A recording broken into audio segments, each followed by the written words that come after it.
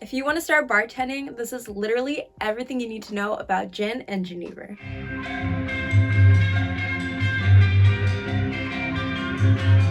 First things first, what is gin? Gin is a neutral distilled alcoholic spirit that's flavored with juniper berries and other botanicals. So if you really think about it, gin is actually just flavored vodka.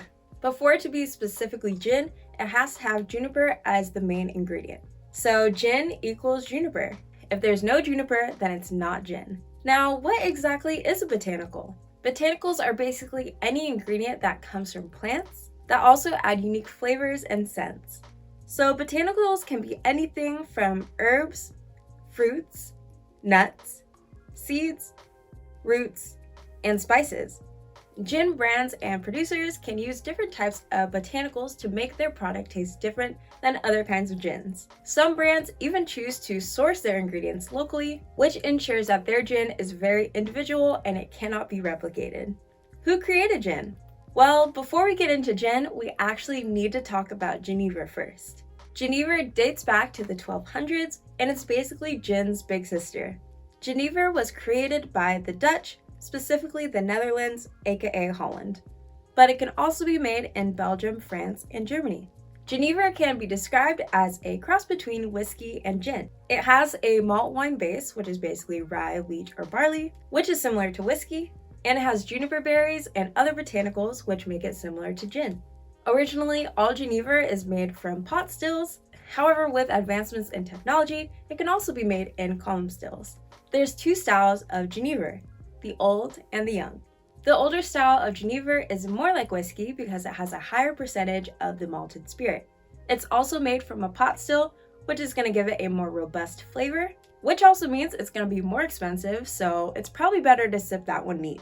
The young style is a little bit closer to gin because it has less percentage of malted spirit. It's going to have a fresher botanical taste, which is going to make it better to use in cocktails. Both old and young styles of Genever can be barrel aged. However, the young style has to be visually clear. So who actually created gin? That would be the English. The English were inspired by the use of juniper in Genever and created different varieties and styles of gin. How is gin made? It starts off as a neutral spirit and goes to a second distillation process to add the juniper and botanical flavors. Producers can choose to make their own neutral spirit, or they can outsource, which basically just means buying it from someone else. The neutral spirit is usually made with column stills, and when the juniper is added, they must use a pot still for the second distillation. There are two techniques in which juniper flavors are added to gin. The first technique is called maceration, aka steep and boil. In maceration, the botanicals are steeped in the spirit, kind of like tea, before distilling the second time. The second technique is called vapor infusion. And in this technique, botanicals are placed into baskets, which are then placed inside the onion head of a pot still and steamed during the second distillation to extract the flavors. Vapor-infused gins are going to taste more light and delicate, and macerated gins are going to taste more robust. If you want more context in what distillation actually is, you can check out my video that I have on my channel that explains the process in very simple terms.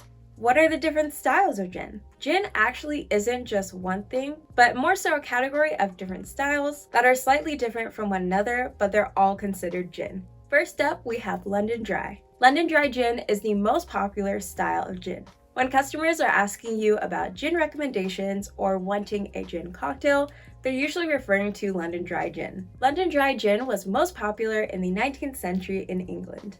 The term London refers to the method of production and mostly to differentiate themselves from Holland's Genever. However, London Dry gin actually doesn't need to be made in London or even in England. It could be made from anywhere in the world. Taste-wise, the dominant flavor is juniper, and depending on the brand and what kind of botanicals they use in their gin, you can have London Dry gins that are more citrusy and more herbal. London Dry gin can only be made with spirit and water, so no artificial flavors and sweeteners, which makes it dry. So London Dry gin is the most important category of gin to know when working behind the bar, and unless you work at a craft bar, this is probably going to be the only kind of gin that you'll be working with.